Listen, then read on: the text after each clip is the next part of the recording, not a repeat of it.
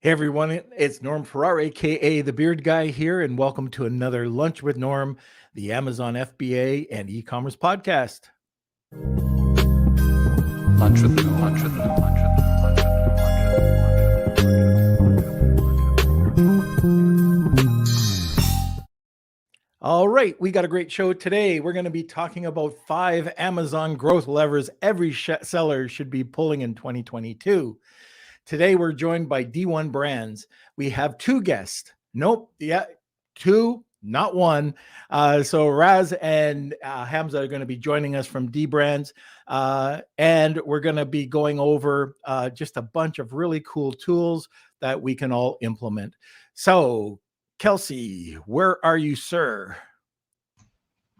All right. Yes. Welcome, everyone. Welcome to our Wednesday show. If you're new to the show, we start off by smashing those like buttons, giving us those thumbs up. If you're watching, let us know in the comments sections where you're watching from. I'm over here in Toronto, Canada, and I think we're about to get another huge snowstorm. So looking forward to that. And yeah, Norm, you have something happening this weekend, right?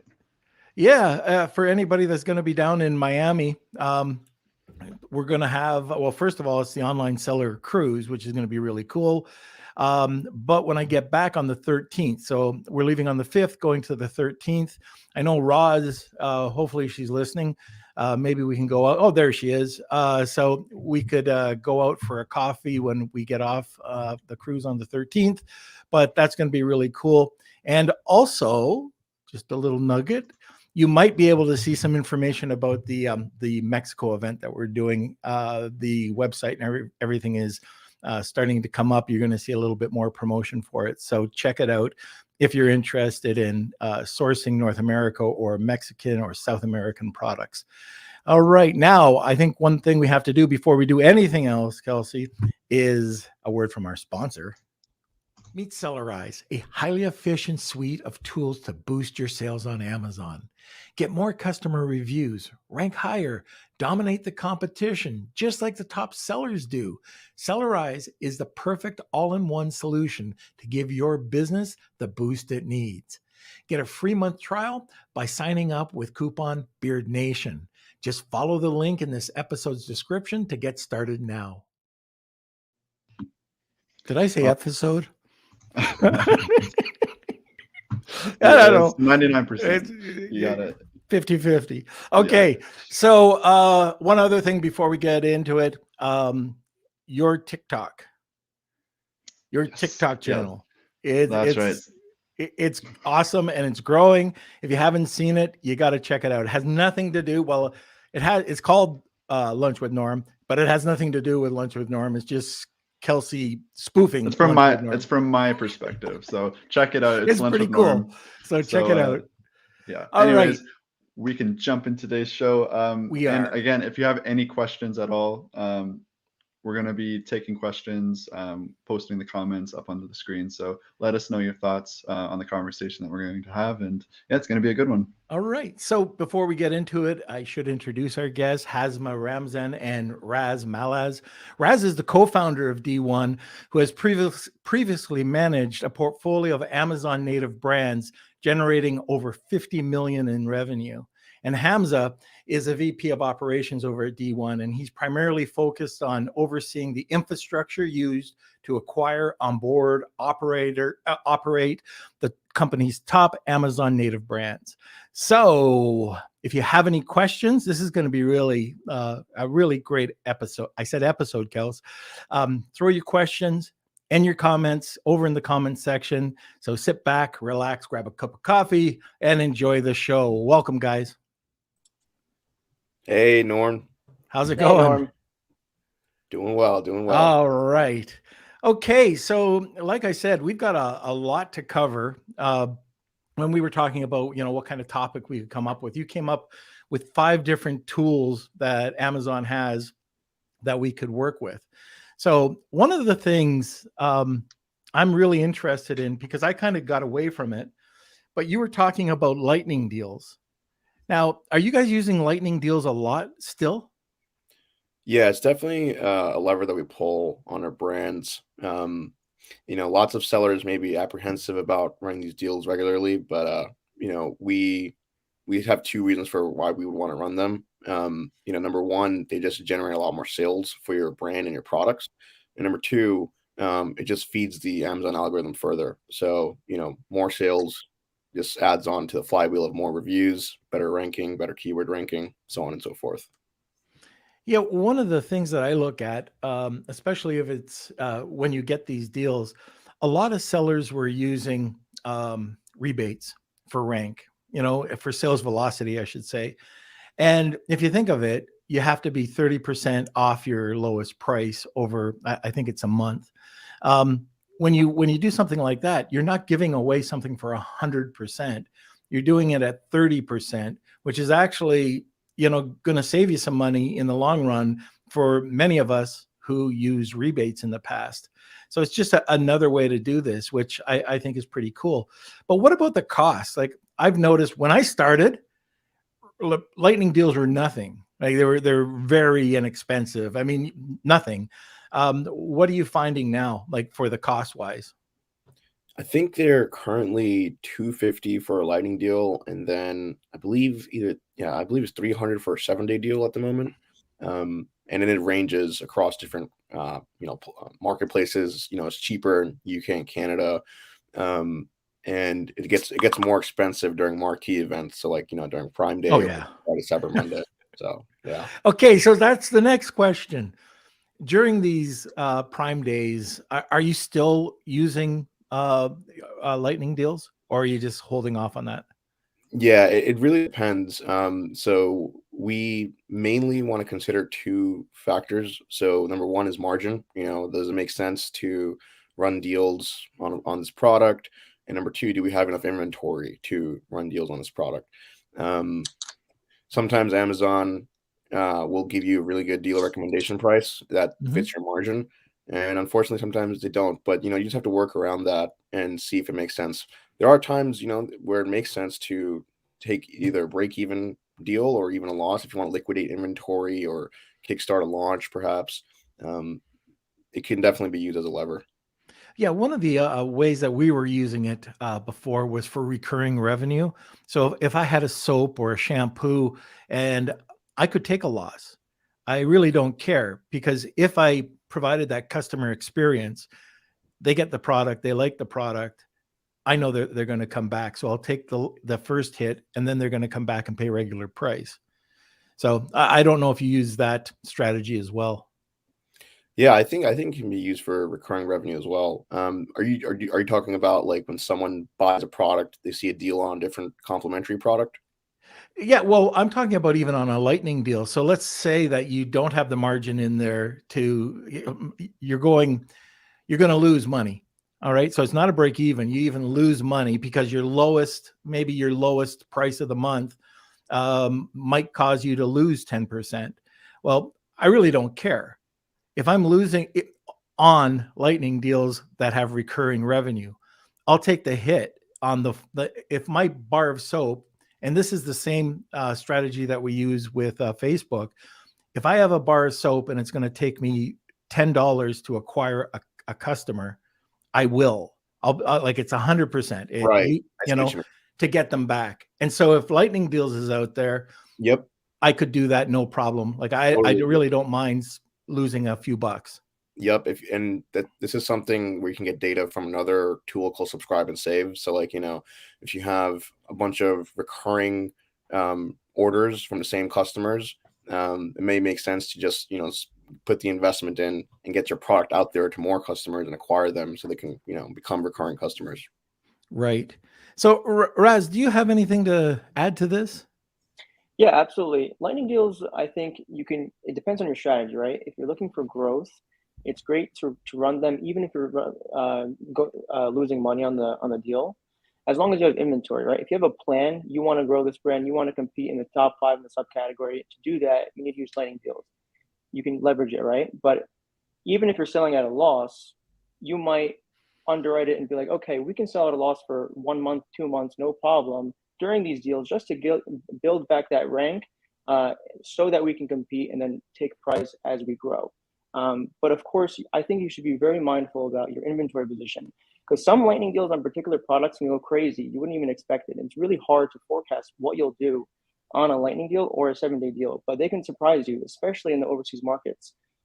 It's a beautiful thing, honestly. I think everyone should take advantage of it. I think everyone should at least dabble with them. But again, you want to be you want to watch your inventory position very, very closely, and make sure that you don't put yourself in a bad position. Right. Yeah, I agree. I've got to look more into lightning deals because, like I said, we kind of went away from them. But now, especially with Amazon's position, like it's there's no longer any gray. It's do not use rebates, so we've seen it, like a lot of the companies that were providing it before have gone away. They're adhering to the TOS, but this is definitely one area that we could work with brands. Now, the other thing too, when I go into brand health or when I go into inventory health, what I'll see is that you'll have some options. Like there'll be a drop down menu and it'll say, oh, to get the best out of this, you'll add some keywords, or you do PPC, or you'll do a deal or another offer.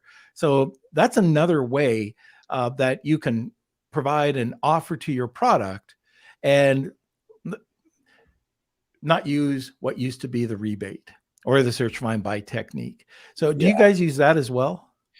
So Amazon, I think it was in November 2021, where they, straight out said no more rebates, no more search and buy tactics. It was originally always gray hat, and now it's officially black hat. We don't use any of those tactics. Luckily, we do acquire brands that, are usually, very durable and dominant. So there's not too much of a need to use these tactics. So we're relying on SEO, content optimization, PPC, all those good white hat tactics. So this, I'm going to go down a different rabbit hole for just a second. So you guys go out there and you're looking for brands, and that all the techniques. Everybody, like back in 2016, I think it was November then too, all of a sudden incentivize reviews. And then all these other TOS things that happen. When you go out and look for a brand to acquire, are you going back when you do your due diligence process? Are you digging into that to see if there's any repercussions that could come back to you? Yeah, absolutely. We make sure the account and the brands aren't, utilizing such tactics. And if they are, we have a conversation with the sellers. Back in, I think, 2016, 17, when this wasn't a rule, or when this wasn't against TOS necessarily. Maybe it's not the seller's fault. Maybe it just wasn't a rule back then, right? So, totally, we're taking a look at all the risk associated, and just making sure that when we acquire this brand, maybe we won't get, it won't backfire and get our account suspended or product suspended. That wouldn't be good. So, yeah. We also look at we take a look at their performance notification. So, if they have had any historical bad standings with Amazon, they would point it out in their account health. But sometimes they don't catch a review manipulation that the seller may or may not be doing. And to Hamza's point, we, through conversations and through our own due diligence in the back end, we're able to identify whether or not there was some shady review manipulation going on. Of course, we'd like to avoid that at all costs. Right. And before I go any further, just because I always forget, I'm an old guy, we have a Wheel of Kelsey today. Do you want to give us the giveaway that you're providing? Raz, let's take that one. Yes, absolutely. So we are giving away a D1 welcome package. What we give to our new hires to kind of wear that D1 rep, to rep the D1 brand, excuse me. We're giving away a D1 pen, D1 Brands pen, D1 Brands notebook, a D1 Brands umbrella, and I believe a water bottle. There it is. Oh, yep. Umbrella, notebook, pen, and that's it. Fantastic. All right. So if you're interested in getting the welcome package from D1, just Wheel of Kelsey, hashtag Wheel of Kelsey, tag 2 people for the for a second entry. And of course, we're sweetening it up with a free month of Centurion League worth $199. So if you're interested in that, hashtag Wheel of Kelsey and tag 2 people. Okay. Now I see that there was a comment from Rad talking about when's the best time to do a lightning deal. That's a good question. I think in terms of days, usually in e-commerce in general, Sundays and Mondays are typically the highest revenue days that we've been seeing across brands and just historically. In terms of timing, the afternoon time helps a lot. That's when sales start picking up. And lightning deals used to be 6 hours, and now, in the USA region, and now they're, I believe it's 12 hours for the most part. So it lasts half the day. So if you Yeah. start off at noon EST, it should last you the whole peak period, with the customers. Okay. And you can tell Simon Kelsey that, yes, for any listeners, they get a free Kitty Moto product as well. That'll keep them quiet. Hey, All right. Norm, Yeah. to Hamza's point there with scheduling lightning deals, there's a little trick that I found that I think will be good content for viewers. If you schedule a lightning deal and you notice that the timing is not around the timing that Hamza just recommended around, Right. the afternoon hours, if you get a bad time slot like in the AMs, like from 12 a.m. to 12 p.m., for example, and you want a 9 a.m. to 9 p.m. time slot, you can actually cancel the deal and then resubmit the deal as long as it's within the week prior, and they will give you a new time and a new day. So if you don't like the day, you can opt in. You can actually play with the algorithm a little bit and try to get a better time slot and a better day. But we've done it a few times. No repercussions have happened, but I take that with a grain of salt, I would say. But it has worked for us sometimes. Oh, that's great. Cool little trick. That's a great tip. Okay. Yeah, Simon, 100%. All right. So let's talk about NARF. So, and for those of you who don't understand what NARF is, it's Amazon's North American remote fulfillment. But so let's talk a little bit more about it, because I don't hear a lot being said about it. So can you explain a little bit about what the program's all about? Yeah. So it's basically, if you're a US seller and you have inventory in a US FBA center, you can just flip a switch and start selling in Canada and Mexico. If you haven't sold there before and you've been thinking about expanding into those marketplaces, you can just turn on NARF and start to see sales generate in Canada and Mexico. You can create your listings. You can even promote them with ads using your US inventory. So you don't need to set up an infrastructure in Canada or Mexico just yet. If you want to it's a great way to get your feet wet into the market. It's a low-hanging fruit. We can see anywhere from 1 to 5% of increase in sales just by turning on NARF. Now, yeah, go ahead. I was going to say, but if they do that, and this is the difference, right? By doing it from the US, you're shipping from a US fulfillment center, not from Canada. So you're not moving any inventory into the Canadian or Mexican market. If you want to do that, that's a whole other process, correct? That's correct. That's correct. And so there is a disadvantage to the Canadian consumer when you're shipping from your US fulfillment center to a Canadian consumer. The disadvantage is that they have to pay the import and duties and shipping fees when you're shipping from a US, right? When your listing says ships from the US. And that also adds additional lead time or delivery lead time on your buy box for that consumer. So when they see your product or listing, they know that it's going to take a little bit longer than any other FBA listing that has inventory in Canada. It's going to take a little bit longer to be received. So it may take 3 to 7 days for if you're using NARF, rather than if you were fulfilling from a Canadian Amazon fulfillment center. Okay. Now the other thing, who would be best suited for turning this on? Yeah, I think it's for really anyone selling in the US. I wouldn't use it as a litmus test to see if the market opportunity in Canada or Mexico is great. But I think it's just a good way to capture additional sales quickly and easily with your current stock on hand in the US FBA fulfillment centers. Okay. So And I'm trying to, I'm by memory, and again, I'm old. I'm trying to figure out, remind me, I think it's on reports. You have to go to fulfillment and then turn it on. Is that correct? yes, I actually have the gateway somewhere. Hamza, do you know back on the top of your mind what the gateway is to To be honest, turn on I NARF? go to the search bar in Seller Central. I type in NARF and it pops up, and I just click it from there. Yeah. So I didn't even have to admit that I was an old guy. I should have just said, go to. So do that. Yeah, that search bar does wonders. People underestimate it. It really is. Okay, and the other thing, like we were just saying, so to take advantage of it, it's not hard. It's not something, well, you have to enroll in it, but it Mhm. just takes 2 seconds, correct? Oh yeah, absolutely. Amazon will tell you which of your ASINs. If you have a catalog of 20 SKUs, they will let you know which ASINs qualify. Yeah. There are certain requirements, but the majority of your products should be able to be sold over there through NARF. Okay. One other tool that's out there, and we touched on this the other day as well, Brian Johnson, and that was using the managed experiments tool. So can we just kind of go over it once again? We did have a podcast on this. I think it was last week or it was Monday, but just do a broad overview of it. Yeah, sure, absolutely.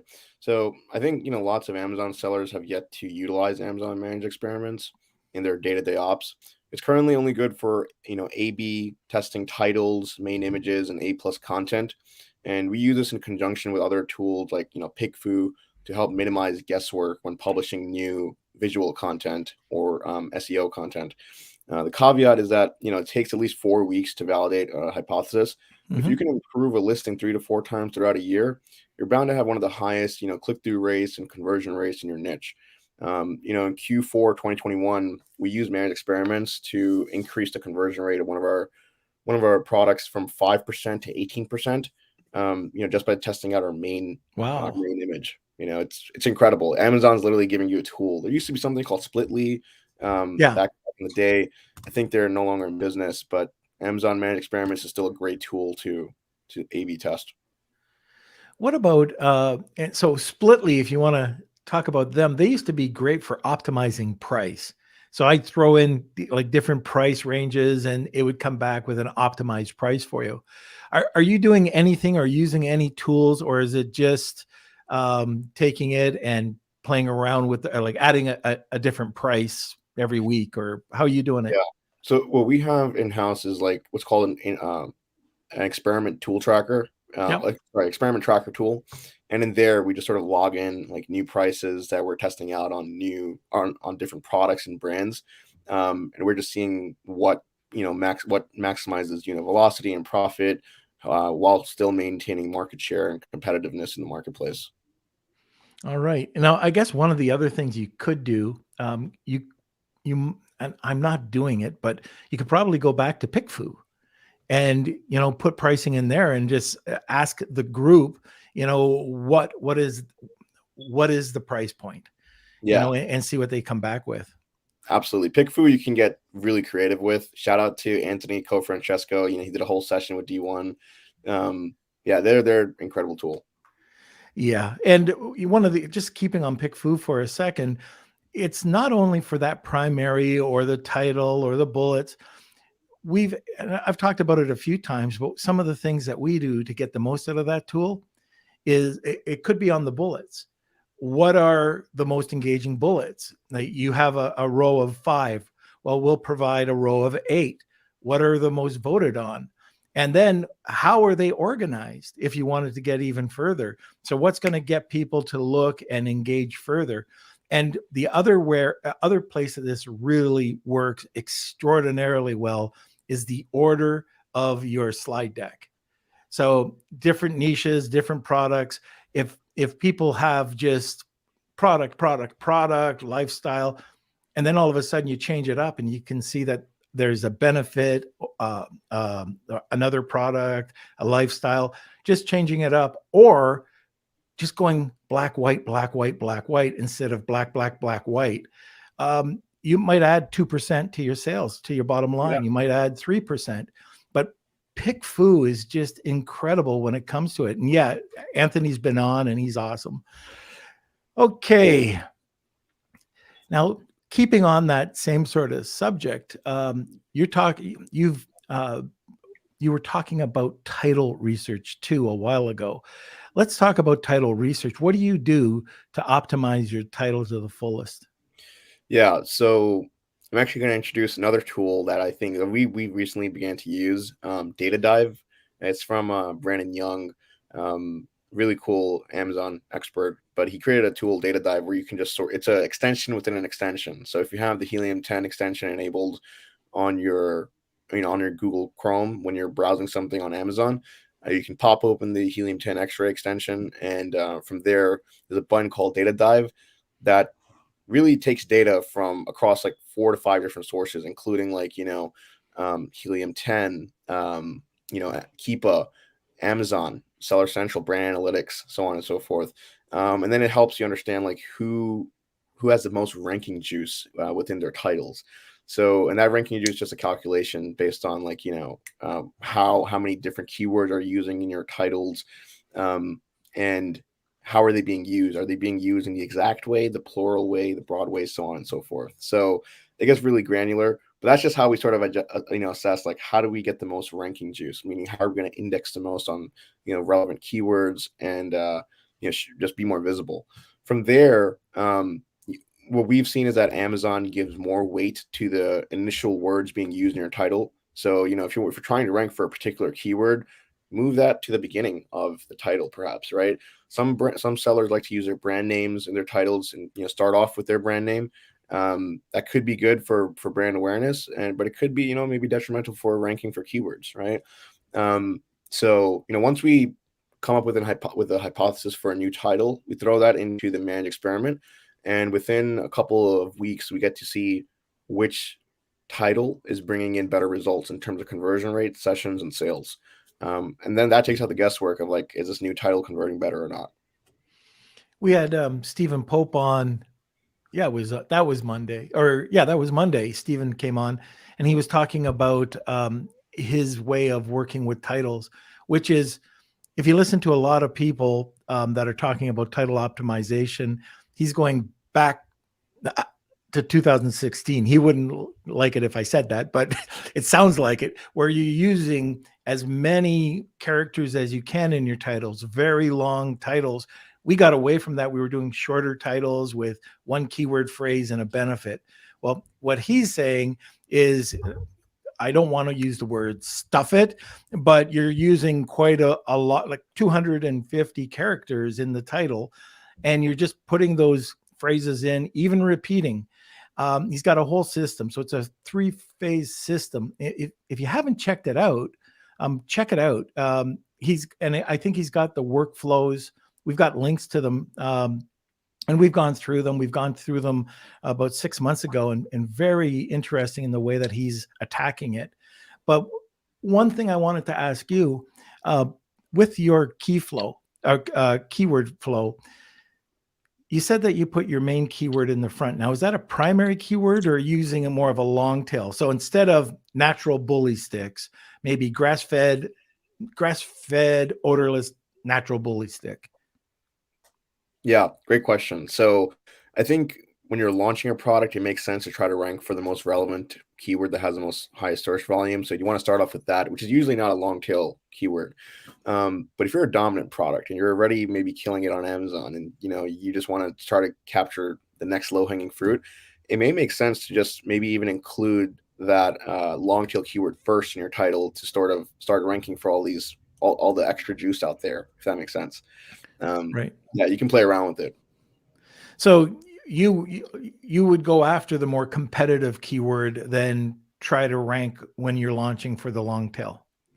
Yeah, just to sort of show Amazon that you're relevant for these, for these very, really important keywords. Because ultimately, I think people want to show for the keyword that's most relevant and has the highest search volume, just because it has the most opportunity, and work their way downwards.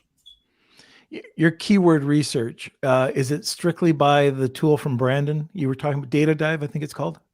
Yeah, it's a mixture between Helium 10, Data Dive, as well as just Amazon search suggestions, and also just understanding the customer and what they're looking for, what their pain points are.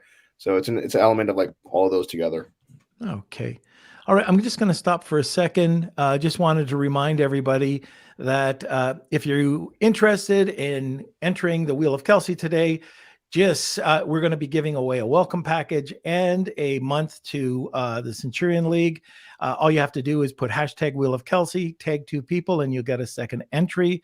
And Kelsey, you got your finger on the button? Hit it. Do you want to take your business global but are unsure of where to start? Z is the missing piece you need for international FBA success. They are a one-stop importer of record shop, including compliance and logistics services. They focus on all the elements involved in a smooth first-time custom clearance so that you can focus on what you're good at, selling. Click on the screen now or follow the link in the description box below and get $125 off your first-time shipment today. I look like a pasty old white guy. No, you look great, Norm. We're just airing some of those today, and I'm just going, oh my gosh, I got to turn a light off or two, or go for a spray tan.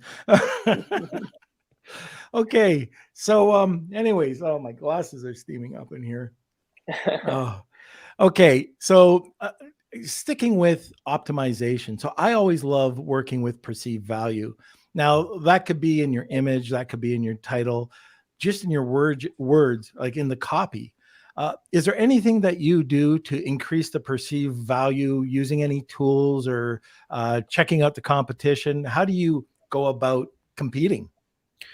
I think in terms of perceived value, it really comes down to your pricing as well as your content. So, if you're trying to come off as a luxury product in the market, and this goes without saying, your product actually needs to provide more value than competitors, or else, maybe we're not going to convert that well or have a high click-through rate. But after that, you need to have that premium content that goes above and beyond from competitors. If competitors aren't showing lifestyle imagery, you should be showing it. If competitors aren't emphasizing on their package, the packaging, you should be, emphasizing there. And lastly, sometimes there are markets where there's a luxury category, maybe let's say we're selling spatulas, right? Some customers may want the cheapest price. Some customers may want, whatever has the most reviews, and some customers want the top of the line luxury spatula, right? And usually price is a big factor over there. So I think pricing can help maintain that luxury perceived value. I had somebody contact me. They were selling silicone spatulas. So the old ASM silicone spatula, saturated, right? I wouldn't touch it. Anyways, they were talking about your perceived value. So there's 3 tiers. I always say there's 3 tiers. There's the lower tier, the mid, and the high. You go for whatever tier you want to compete with. They were coming out with a higher tier, like a very expensive spatula, and they were cleaning up. I couldn't believe it. The perception of that product, of the silicone spatula, which there's a gazillion competitors out there, they came up with a high quality image, listing. Their A+ content was incredible. They were the brand. I'm not going to say the brand, but the brand was made so they could diversify into other high-end kitchen items. Their storefront looked bang on. And when you went out, in case you didn't know the customer, search it on Google. Guess what? You go to their search page or their website, it was consistent. You go to their social media, it was consistent. Everything was consistent with their brand. And they were selling this product probably for 5, 6, 7 times more than the middle tier.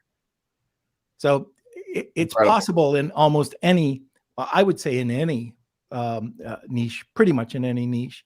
And, going back to that 3-tier pricing system, like if you want to come out at that luxury level, everybody wants to go and charge 10 times more, but either your pictures or your listing has to match that luxury price, or your product, you can have the best looking images out there and you spent thousands on a copywriter, but if your product sucks, you're not going to get that luxury price. So both things have to match. Yeah, I think product quality is the backbone of success on Amazon.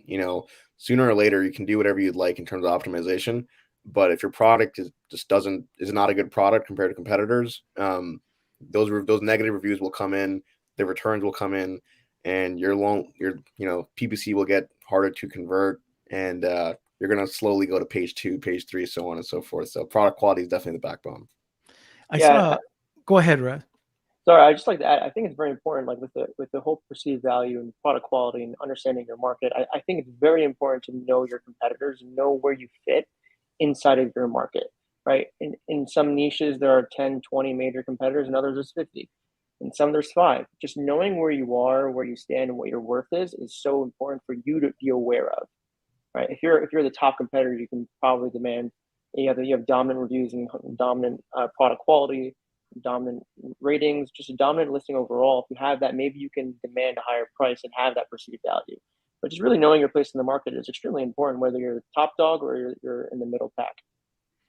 Yeah, and a guy that does a really great job of going out and doing proper competitive analysis is Brandon Young.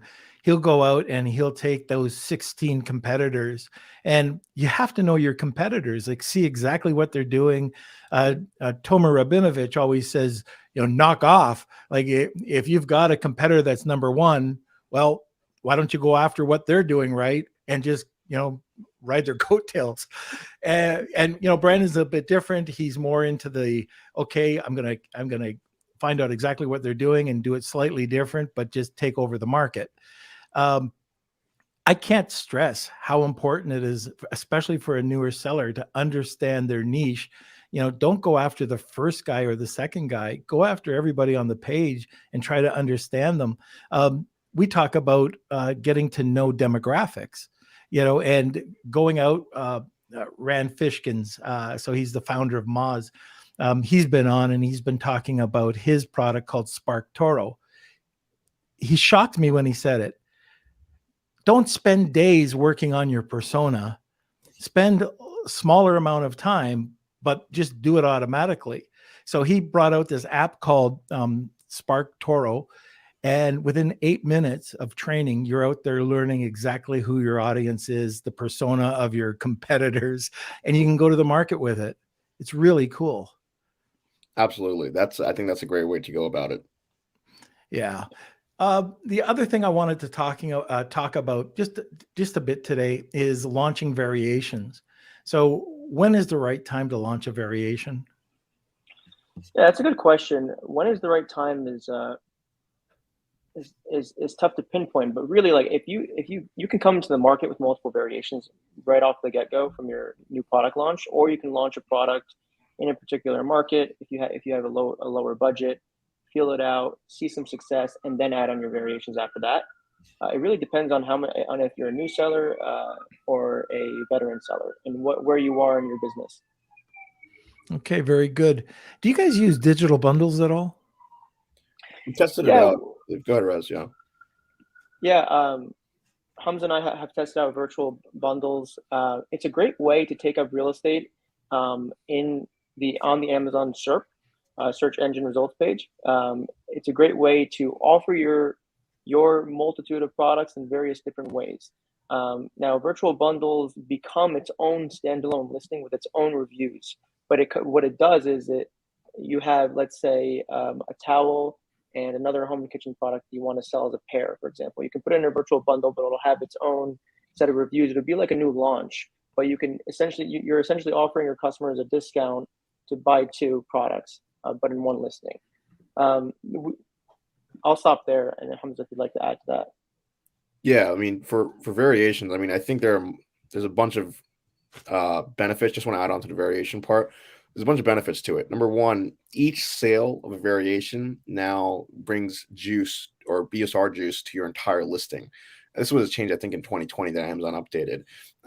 Also, when you launch a variation, you're likely getting your reviews combined with your existing, top ASIN already. Mm-hmm.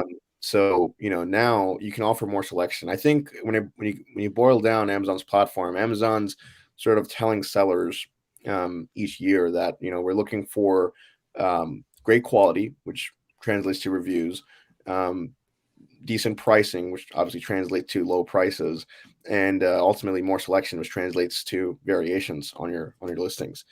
So if you're selling again, I'm going to use this the example of spatulas. If you're selling a spatula, you can be launching a red spatula, 2-pack spatula, blue spatula, so on and so forth. And now you're going to be indexing for more keywords, and you're going to be offering customers more selection in your listing. Right. And like I not done it. I'm just thinking of it with digital bundles. We do it separately. Like we'll go out and we'll ask somebody to buy 2 of something or 3 of something, not multiples, but different products to get the frequently bought together.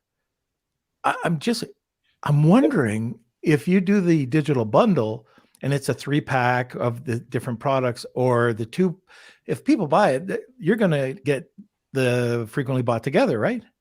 Yeah, the only hurdle over there is that it's like, how are you going to get people to buy that digital bundle, right? Or virtual bundle? Oh, I know ways. Yeah, definitely. X-nay on that one. Yeah, exactly. What we've seen, what helps get that frequently bought together, feature going for 2 desired products is have a buy one get one free promotion going on, or buy one get one 50% off promotion going on. And it converts really well for, depending on how aggressive you want to go with the promotion. But it definitely gets that frequently bought together, section going for both those products. One thing I will know with virtual bundles is I don't believe Amazon has the best data on it at the moment. If you go into your reports or your business reports, I don't think you see the ASIN for the virtual bundle yet in terms of like sessions or even sales. It gets a little tough. And I tried asking one of my strategic account managers from Amazon, like, what's the best example of a virtual bundle? They came back with a product that was like 200,000 in the category in terms of BSR. So I was like, oh, okay, that's interesting. All right. So I know we've got a few questions and we've got to cut off right at 1. So let's cut over to there. But when we I want to get you guys back, and I'd love for you guys to talk about your product launch strategies, because everything's, up in the air right now and different people are doing different things. So when you guys come back, I'd love to touch on that and see how you're doing it, or if you have any pre-launch strategies. Absolutely. All right. So first question from Jessica Rabbit. Any resources other than PickFu you like for determining price? Any advertising or copywriting resources you like for listing and bullet points, optimization and title composing? Is there an order to write them? So I know there's a lot there, but maybe the first one. Yeah, I'll go with the first one here. It says any resources other than PickFu you like for determining price. I think the Product Opportunity Explorer is a great tool on Amazon. It's fairly new. I think it's still in beta, but it gives you the average selling price of your niche over the last, I believe, 90 to 180 days. And it also has a lot of interesting data on I think this is the first time Amazon's giving click data on different products in your niche. Product Opportunity Explorer. I think you can find it in Seller Central for sure. And it's across multiple marketplaces now. But it's a great way to understand what your average selling price is. And then you can, assess if you're under the average selling price or over the average selling price. And assess, if you're under, maybe you have room to take up price. And if you're over, and you're a dominant player, you may also still have some room, maybe not as much. So I think it's under the brand analytics page. So brand analytics, I think it's on the left-hand side there. Yeah, I believe. If you go to the growth section, scroll all the way down and go to Product Opportunity Explorer, it'll be there. Perfect. All right, next, Kels. Okay, our next question, let me see. It is from Olga. Would the high search volume and more relevant keywords also apply to the PPC strategy, or would you use long tail for PPC? Great question. I think it depends on the product and what you're priced at. We've seen pricing affects PPC conversion a lot. If you increase price by a lot, it will, reduce PPC conversion perhaps. But for the most part, I think you're mentioning with the high search volume and more relevant keywords apply to PPC strategy. Yes, I think it would. In that data dive tool, there's actually a PPC campaign builder, and you can take your keywords straight from data dive and start building out, manual campaigns yourself. So yes, I believe it could be used for PPC. All right. Okay, and we're just going to go back to Jessica Rabbit's one. Was there any thoughts on any advertising or copywriting resources you'd like for listing and bullet point optimization and title composing? Yeah, sure. If you have trouble with copywriting and you don't want to spend too much on copywriting, one solution could be Jarvis.ai. It's really just an AI copywriting tool where you can just plug in your product, a couple of keywords about it, and Jarvis will come back with a very nice bullet points or titles that can sort of flow. I think it's great for bullet points necessarily, and just A+ content descriptions, and even for packaging. If you want to build out a brand story, it's great for you'll be surprised. It's like a human speaking. So They changed Yeah. their name last week. what is it now? It's like, I forget. It's like Jules or something. It's similar. And the other tool that's incredible is Phrase, Frase. Very similar, but what they'll do is they'll go out and they'll find the top. Like if you ask it a question, what are the top articles? So if you think about Answer the Public, you know how they kind of mind map everything, and you've got these 300 questions. Well, Jarvis or Phrase will go out, find all those questions that people are asking about a specific keyword, and when you click on it, it's the #1 blog article, and then you can write. It'll summarize it, and you can just give the summaries like from the top 5 or 10 to your writer to go and research. So it's a pretty good tool as well. Absolutely, sounds exciting. All right, Kels. Okay, and just to clarify, so Jarvis is now called Jasper. That's so that's the it. new. Yeah. It's Jasper.ai, but it still will redirect you over to the right website. Our next one is from Claudia. If I'm selling a bundle consisting of 3 products, should I sell the bundle and also sell each of the 3 products on their own with different ASINs? I would argue yes, because it doesn't cost anything to do that. If you're selling a bundle that's consisting of 3 products, should you sell them separately? I think yes, because you'll, with the different ASINs, you'll start getting data on sessions and conversion rates and units sold. And why not sell those 3 products separately? I think if you're in a situation like that, it makes sense to split them out and, sell them separately. You could take up more real estate too. Absolutely. Okay, this one is from Tony. I have a problem with one of my best-selling products. I cannot add the new variation to the current product, and I've tried complete, partial, and full flat file uploads. Now I can't benefit from the combined previous reviews. In the US market, I did delete and will try to relist after 72 hours, but that option was not available in Canada. Is there anything Tony can do? We've come across this countless times.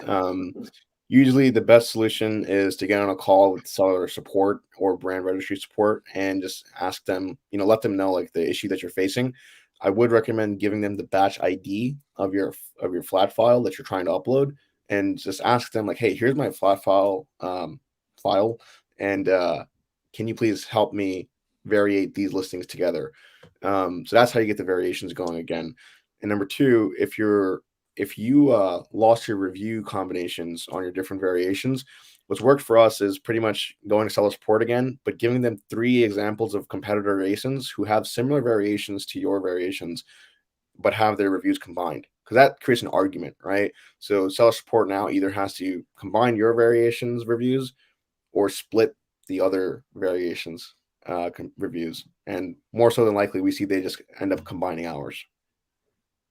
Now, the other thing you can do, Tony, too, is if that doesn't work, if you know how Amazon is with customer support, but if that doesn't work, contact Vanessa Hung. So she was on last week, and she's a flat file, just incredible flat file person. So she can tell you how to white hat manipulate the theme so that you could probably force it to do that. Now, I'm not guaranteeing it, but she was showing us some ways during our Centurion League call, and she showed it the last time she was on, how to modify the theme. So check it out. Just contact her. I think she's part of the group. And going back to, sorry, Go ahead. There are two ways to contact customer support. There's through Seller Central, and there's through brand registry, like Hamza said. That's brandregistry.amazon.com. There should be something on the drop-down menu when you're trying to contact the brand registry support specific to variations. So they should be able to help you there. Very good. All right. Okay, so we are coming up to the hour. It's about 12:50 here. So Yep. I'm not sure, maybe time for one more question and then Why don't we move do on to that? the giveaway. Sure. Okay, let me see. From Jessica Rabbit, what factors to determine whether to launch new products as variations or separate new standalone products? Yeah. Go ahead, Russ. No. Cool. Yeah. I mean, for variations, really, variations could be a new color, a new pack size, color, pack size, and maybe size in general. So that would be considered a variation. Let's say you have a black spatula, you want to launch a pink one. That's a variation, or maybe a 2-pack. For a new standalone product, this new standalone product could complement your spatula. Maybe it could be, for lack of better examples, a fork or some other home and kitchen product that's not a spatula. It's a different product. So variations add on to the selection of one particular product. So and no deviation from that product. Amazon in some cases won't accept a variation to be a variation if it is a different product entirely, right? So if you're selling a spatula and you want to add on a one of those big spoons for soup, they probably won't accept that as a variation. That'll probably likely be a standalone product. It's in a new keyword universe. Hamza, if you'd like to add on to anything there, you could as well. Yeah, you can always check out the flat file variation themes that are available. So it's always, variation themes like size name, color name, design, material, so on and so forth. All those can be acceptable variations. Something that I like to do to research variation ideas is just go on to Amazon, type in your top keyword perhaps, and see what pops up as a suggestion. If customers are saying, spatula for cooking or spatulas for outdoor grills, it just gives you ideas. There's a great tool called AMZ Suggestion Expander that sort of helps you identify all the keywords that come in, that all search terms that customers are searching after a certain keyword and before. So that's a great tool. And that's free, isn't it? It's free. It's free. Yeah. Exactly. And lastly, sometimes people do, or sellers can do, is they can launch as a variation to get some reviews going, get some momentum going, and later afterwards break off that variation and take up more real estate for keywords. And as Hamza was saying, you could also look at what your competitors are using as variations as a great way to figure out if you can add that as a variation, right? A nice way to do this is to go into your competitors' listings if they have many variations, and go into the Keep a Graph and click on variations, the variations tab, and you'll see right in a snapshot what colors or what types of variations your competitors are launching. And that'll validate whether or not you can actually launch that as a variation or a standalone product. Okay, very good. Well, I think it's about that time, Kels. That's right. It's time for the Wheel of Kelsey, and we'll jump right into it. So here we go. Enjoy, guys. It's time for the Wheel of Kelsey.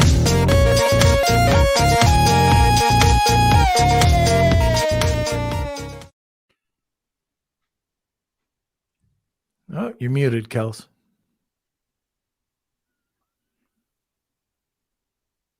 All right. So for today's episode, if you are the winner, please email me k@lunchwithnorm.com. We're giving away a free welcome package from D1 Brands and a free 30-day Centurion League. So for new members only. So we're going to spin this, and we'll see who's. But they the still winner. get the welcome package. Still get the welcome package. Yeah, that's no problem. All right. Simon is the winner. Ooh, Oh, there we go, Simon. See what happens, Kelsey, when you add his name? That's very true. All right. Okay, guys. Well, I really appreciate you guys coming on today. And like I said, there's so many other things that we could dive into. I can't wait to have you back on. If you'd come back on. So I hope I didn't back into any corners today at all. look, it was fantastic. How do people get a hold of you? Yeah, you can visit our website, d1brands.io. That's the main way. There's a contact form over there if you'd like to reach us for any reasons. And by the way, guys, when I first met Hamza, I said, "Oh, yeah, we're talking about aggregators," and he kind of looked at me and he says, "We're not an aggregator. I don't like the term." So, all right. So, if you are interested in any information about that, ask our non-aggregator. Okay. All right. So we will see you later, and we'll be in touch a bit after the podcast. Okay. Thank you so Thanks a much, lot, Norm. Norm. You're very welcome. All right, guys. I hope you enjoyed today's episode. Before we do anything further, just another quick word from our sponsor. Actually, we don't remember. Oh, we don't So have the we- other one set up yet. Yes. Oh, that's right. okay. That's right. Yes. We're doing a new. I've already recorded it, but Kelsey's just not doing his job. I think that was 5 minutes before the podcast. Possibly. So we'll see. Yeah. All right, so we're not anyway, doing it. You got a break today. That's right. So, anyways, I've put the website from D1 Brands in the comment sections. You can find it here. So go ahead, check them out. They have their contact information there. I'm also going to be posting. They're a in great the group of guys to deal with too. And as you guys noticed in the comment section, we do not have a Lunch with Norm episode this Friday, and possibly all of next week. We'll be going on the cruise, or Norm will be going on the cruise, and we're not sure about the Wi-Fi. We've been in situation contact and- with the ship, and they say that they have it. They just don't know how good it is. So if we can, we have guests, but we don't know if we're going to have to cancel it. So sorry about that. All right. So hopefully we'll be back. Just we're not sure when exactly. And also just want to say thank you to everyone for the questions and the comments.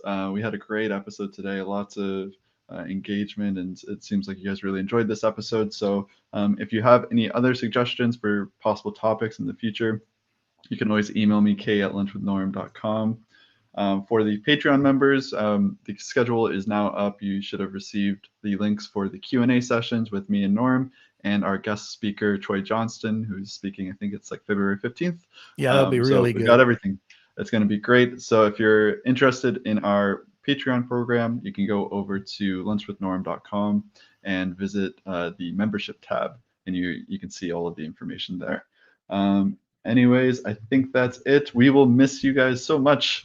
And I don't know what I'm going to do with all my free time. Well, maybe you should run the podcast. Just come on and Yeah. start talking. There we go. Lots of things that we can do, Kels. All right. Just making fun of you. Yeah, that's right. Sorry. That you do that on TikTok.